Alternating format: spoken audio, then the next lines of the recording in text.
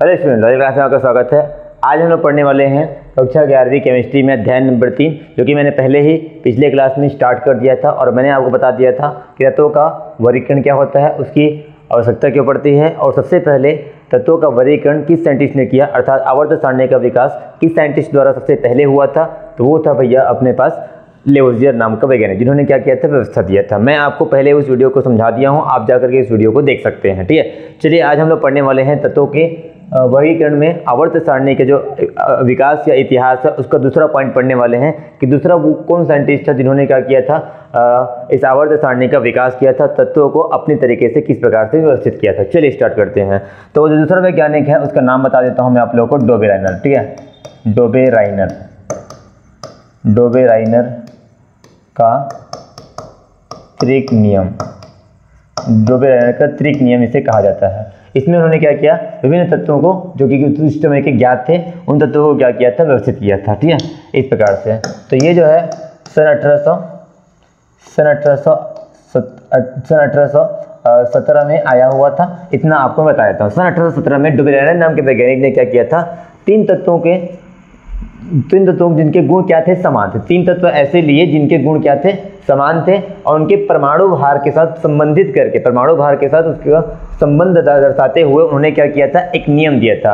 अब परमाणु भार को लेकर के उन्होंने चला था। ठीक है, तो कैसे चला था, ध्यान से देखते हैं। ठीक है, तीन तत्वों को क्या बनाया था, उन्होंने समूह बनाया था, जिनको क्या कहा जाता है, त्रिक कहा जाता है। ठीक है, तो त्रिक का नियम इसलिए इसका नाम पड़ा था। ठीक है, तो मैं आपको एग्जाम्पल में समझाता हूँ कि नियम क्या था। नियम ये था कि मान लो मेरे पास तीन तत्व है A, B, C। मान लेते हैं ये तीन तत्व हो गए मेरे पास, और इनके परमाणु भार में बता देता हूँ। ऐसे ही मैंने ऐसे ही चुन के बताया है परमाणु भार। परमाणु भार को परमाणु द्रव्यमान भी कह सकते हो, कोई दिक्कत नहीं है। मान लो A का परमाणु भार जो है वो 5 है। ठीक है, A का परमाणु भार क्या है, 5 है, और C का जो परमाणु भार है मान लो 7 है। पहले और तीसरे तत्व के परमाणु भारों का क्या करना है, औसत निकालना है। अगर आप पहले और तीसरे तत्व यानी A और C के परमाणु भारों का औसत निकालना है। आपको औसत कैसे निकालते हैं, जितने तत्व होते हैं उसकी संख्या से भाग लगाते हैं और उन तत्वों के परमाणु भारों का औसत निकालना है। तो मैं यहाँ बता देता हूँ, A का परमाणु भार है 1 और C का परमाणु भार है अपने पास 7। यहाँ पे मैंने लिखा है A का परमाणु भार, यहाँ पे 5 लिया हूँ मैंने, यहाँ पे 5 लिया है, और ये क्या है भैया, 7 है किसका, इसका C का। ठीक है, और इसका जब औसत निकालते हैं तो औसत कितना निकलेगा, 5 7 12/2 यानी 6। तो ये जो 6 आता है वो मध्य वाले तत्व का क्या होता है, परमाणु भार होता है। अर्थात उन्होंने ये कहा कि इन्हीं तीन तत्व को उनके परमाणु भार के बढ़ते क्रम में तथा उनके गुणों के बढ़ते क्रम में इस प्रकार व्यवस्थित किया गया है कि पहले और तीसरे तत्व के परमाणु भारों का औसत बीच वाले तत्व के परमाणु भार के बराबर होता है। या फिर आप ऐसा भी कह सकते हो कि मध्य वाले किसी त्रिक में मध्य वाले तत्व के परमाणु भार पहले और तीसरे तत्व के परमाणु भारों के औसत के बराबर होता है। मैं आपको एक और एग्जांपल बताता हूँ, रियल एग्जांपल देता हूँ।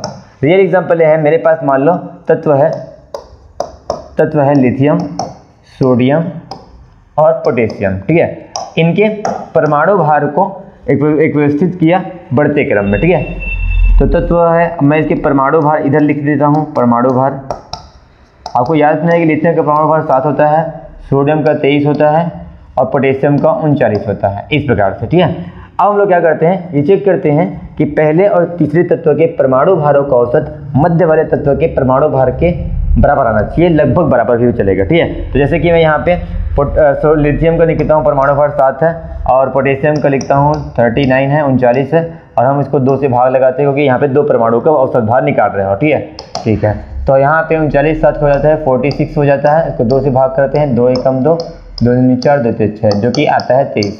और ये 23 आया, ये सोडियम यानी मध्य वाले परमाणु के औसत परमाणु भार के लगभग बराबर या एग्जैक्ट बराबर आपको दिखाई दे रहा है। ऐसे क्या किया उन्होंने, तीन तत्वों का क्या किया, ग्रुप बनाया, जैसे कि मैंने यहाँ पे आप लोगों को पहले भी समझा दिया था। एक बार मैं और फिर से बता देता हूँ। डोबे राइनर का त्रिक नियम ये है कि किन्हीं तीन परमाणु या फिर किन्हीं तीन तत्वों को उनके परमाणु भार के बढ़ते क्रम में या फिर समान गुणों के आधार पर उनको इस प्रकार व्यवस्थित किया कि पहले और तीसरे तत्व के परमाणु भारों का औसत मध्य वाले तत्व के परमाणु भार के बराबर होता है।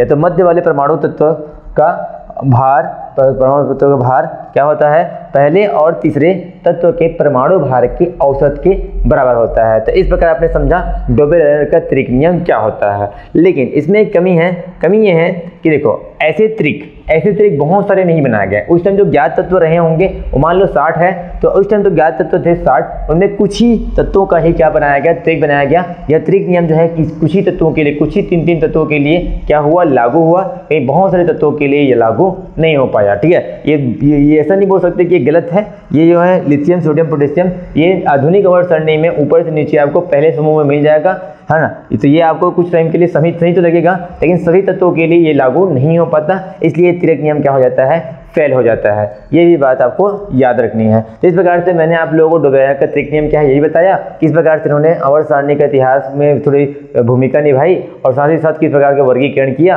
किस आधार पर वर्गीकरण किया, मैंने आपको बता दिया है। ठीक है, ऐसी क्या कमियां रह गई थी। अब इसकी जब कमी रह गई है तो इसमें इसको सुधारने के लिए, इसमें कुछ ऐड करने के लिए, कुछ जोड़ने के लिए, कुछ और भी तत्व जब खोज हुए तो उनको भी व्यवस्थित करने के लिए अगले साइंटिस्ट आएंगे। तो मैं आप लोगों को न्यूलन का अष्टक नियम बताऊंगा। न्यूलन का अष्टक नियम भी बहुत इंपॉर्टेंट है। उन्होंने किस प्रकार से, किस आधार पर तत्वों का वर्गीकरण किया था, आवर्त सारणी अपने आधार पर बनाई थी, उसको हम लोग अगले वीडियो में डिस्कस करेंगे। तो आज की वीडियो में इतना ही, धन्यवाद।